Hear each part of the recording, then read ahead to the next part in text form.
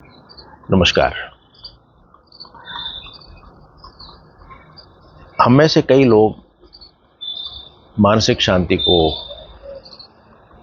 ढूंढते हैं। जैसे हिरण उसकी नाभि में छिपे हुए खुशबू को ढूंढता है।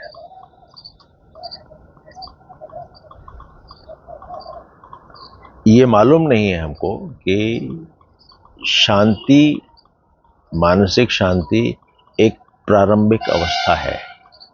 उसके बिना कुछ हो ही नहीं सकता। यानी अगर स्पेस होगी तभी उसके अंदर कुछ चीज भरी जा सकती है। अगर शांति होगी तभी उसके ऊपर या उसके अंदर कोई प्रकटीकरण हो सकता है या किसी अशांति का जन्म हो सकता है, किसी साउंड का जन्म हो सकता है।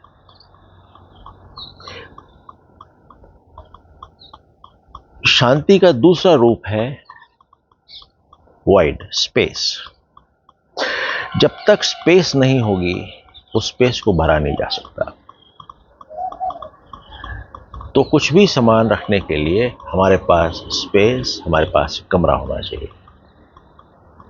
और यदि वो स्पेस ऑलरेडी भरी हुई है तो हम उसके अंदर से कुछ प्रोड्यूस नहीं कर सकते हैं और उसके अंदर हम कोई और चीज डाल भी नहीं सकते हैं।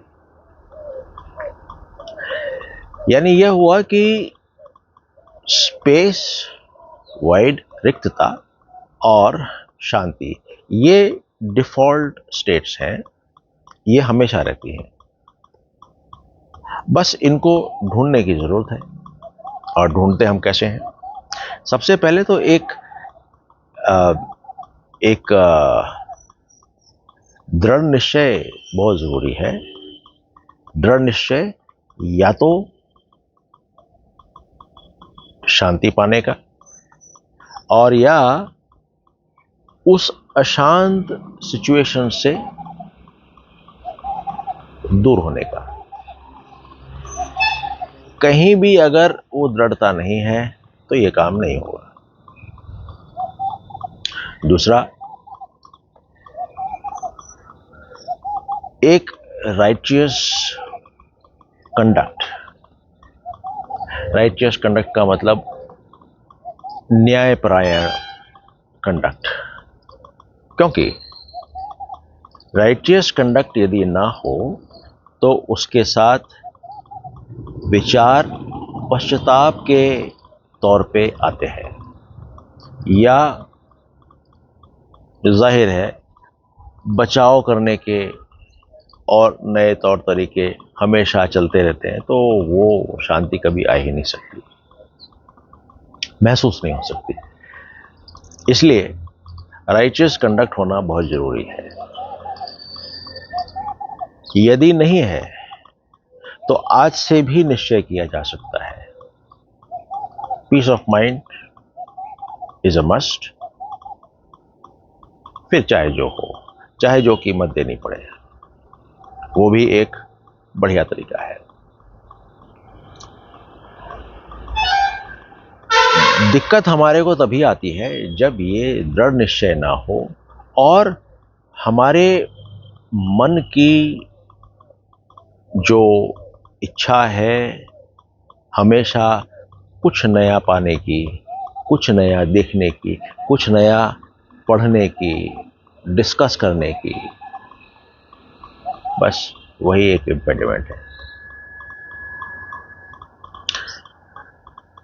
यदि वो ना हो और दृढ़ निश्चय है, कीमत चाहे जो, सवाल ही नहीं उठता कि हम उस एवर प्रेजेंट पीस को जो हमेशा से है उसको हम देख ना पाए। अब देखने के कई तरीके होते हैं, पर जिसके ऊपर मुझे भरोसा है वो ये है पापा जी की टीचिंग, कीप क्वाइट। यानी कि मन के अंदर जो विचार आ रहा है उसके साथ ना तो मैं उलझूं और ना ही उसको पकड़ने के लिए उसके साथ साथ दौड़ता रहूं। और कोई तीसरी स्थिति हो ही नहीं सकती। और बार बार पापा जी की ये बात मैं याद करता रहूं, कीप क्वाइट। जैसे ही मेरे को पता चला कि मैं अब इस विचार के साथ चलने लग गया, तुरंत keep quiet, I come back to where I was. जो मेरी स्थिति थी मैं वापस नहीं आता हूँ। विद टाइम, विद प्रैक्टिस, ये जो स्थिति है जहाँ पे कि मैं किसी के साथ उलझ नहीं रहा हूँ, ये स्थिति एक समय के अंदर अपना विस्तार करेगी। एक तरीका ये है। अब कई बार क्या होता है कि हमें महसूस ही नहीं होता कि ऐसी स्थिति है, एवर एग्जिस्टिंग है। उसका एक तरीका और है, हम जब तक मन को शांत ना करें तब तक हमें नींद नहीं आ सकती। यानी कि हर वो व्यक्ति 24 घंटे में एक बार शांत तो जरूर होता है।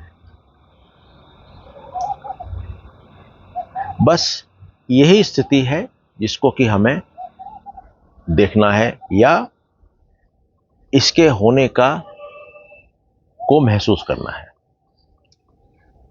कैसे महसूस होगी?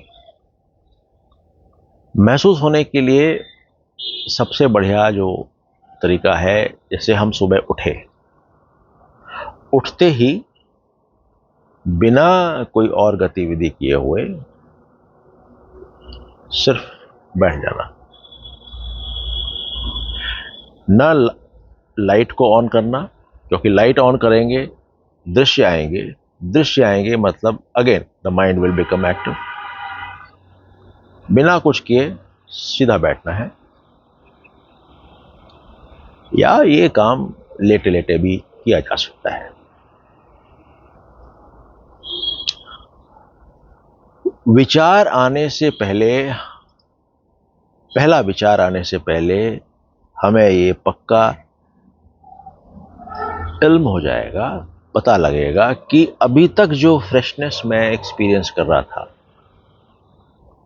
वो मेरी इंद्रियां बाहरी किसी भी विषय से एंगेज नहीं थी, उस कारण से मैं एक्सपीरियंस कर रहा था। बस ये महसूस होना, मतलब उस शहद के स्वाद को चख लेना। अब हम उसी स्वाद को अपने जीवन में दिन के अंदर उसका विस्तार करने की कोशिश करेंगे।